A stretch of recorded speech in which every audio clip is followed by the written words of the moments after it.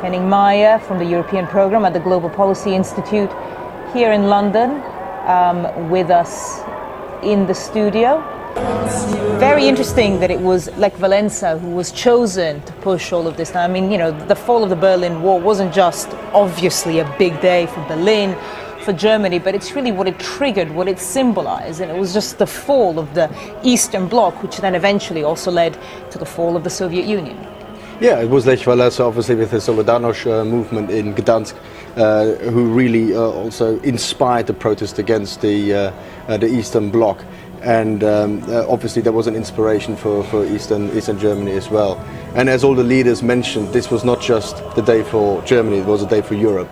Europe in these days is united. Who would have thought 20 years ago that in these days you talk about a European Union of 27 member states, going all the way to the Baltic republics?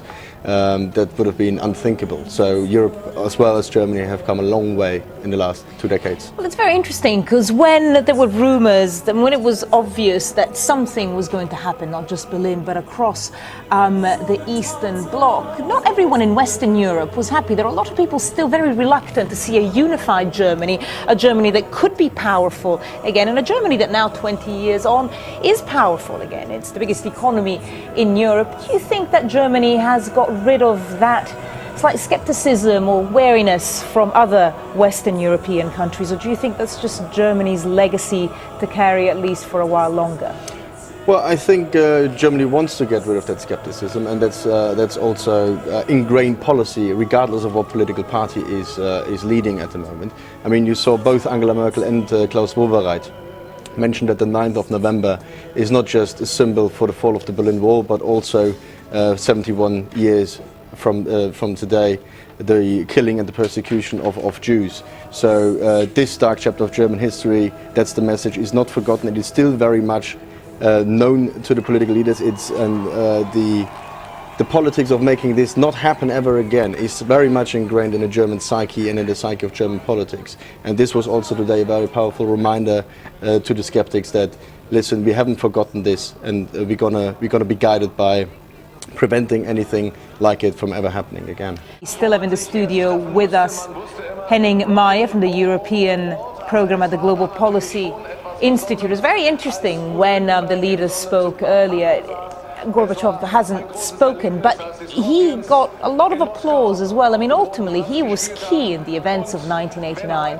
As people were crossing from East to West Berlin, they didn't know what was going to happen. It did take a lot of courage because ultimately, for all they knew, the Russians could have sent in the tanks and ordered the guards to shoot at anyone who tried to cross.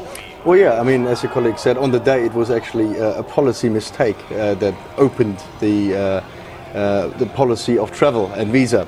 But obviously, in the bigger scheme of things, it was Mikhail Gorbachev and his glasnost and perestroika policies that really set the framework for this to happen. And obviously, Eastern Germans very much remember the famous quote he gave to Erich Honecker on the 40th anniversary of the GDR: "Who comes too late is punished by life." And that was just days before the wall came down. So he was a pivotal figure in the whole of this process. All right. Well, we are still waiting. We understand that he will be the one to topple the first of the dominoes that will then symbolize the toppling of communism across Eastern Europe, which then, of course, in turn led to the fall of the Soviet Union a few years later. Henning Meyer, what do you think the legacies are of communism in East Germany and now Germany, 20 years on? Well, I think obviously at the beginning you had the desire of people to take this past away and sort of move on into a more prosperous life. I mean, obviously, one of the main constraints of communism, apart from the restricted freedom, which is obviously also a big shackle, but economically people didn't have the standard and the lifestyle they always saw on Western German television, their peers from Western Germany had. So the first impulse was, so let's now get what really should have belonged to us a long time ago.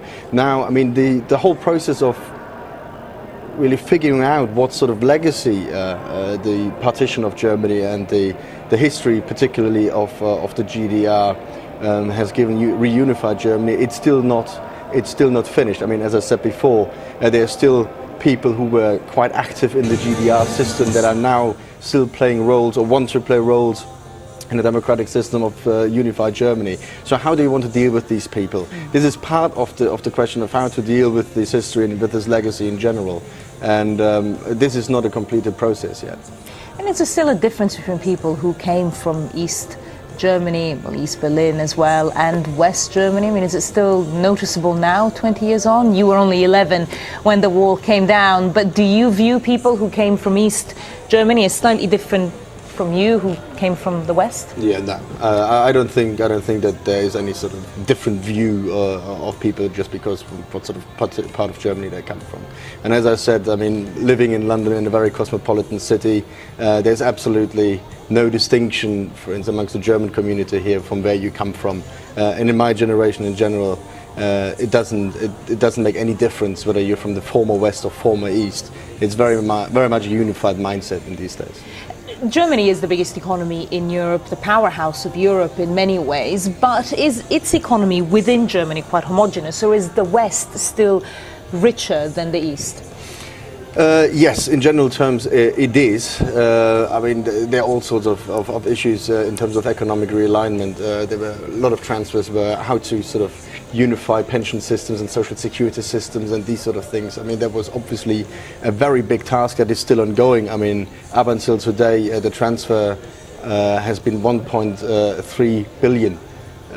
No, trillion actually, euros. So there is a lot of economic re-engineering going on, but there is progress being made, and most experts believe that around about 2018, 2019, these differences should be eradicated. Okay, so another 10 years.